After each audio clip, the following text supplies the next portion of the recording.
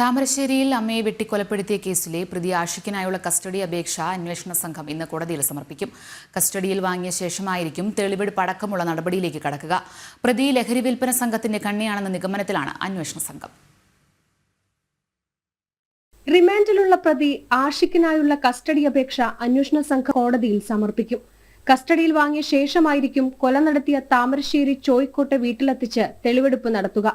പ്രാഥമിക ചോദ്യം ചെയ്യലിൽ പ്രതി കുറ്റം സമ്മതിച്ചിട്ടുണ്ട്. ആഷിഖ് ലഹരിക്കടിമയാണെന്ന് കണ്ടെത്തിയിരുന്നെങ്കിലും കൊലയ്ക്ക് പിന്നിൽ മറ്റു പല കാരണങ്ങളുമാണെന്ന നിഗമനത്തിലാണ് അന്വേഷണ സംഘം. ആഷിഖും അമ്മ സുബൈദയുമായി നല്ല സൗഹൃദത്തിലായിരുന്നെങ്കിലും ഒരിടയ്ക്ക് വെച്ച് ബന്ധത്തിൽ വലിയ വിള്ളൽ വീണിരുന്നു.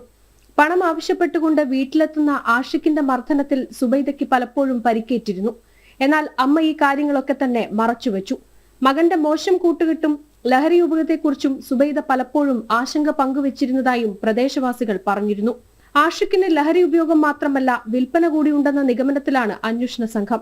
അതുകൊണ്ട് തന്നെ ആഷിഖിന് ലഹരി എങ്ങനെ ലഭിച്ചു, ആരൊക്കെയാണ് ഇതിലെ പ്രധാന കണ്ണികൾ എന്നിവ കേന്ദ്രീകരിച്ചുകൂടിയാണ് അന്വേഷണം നിലവിൽ മുന്നോട്ടു പോകുന്നത്.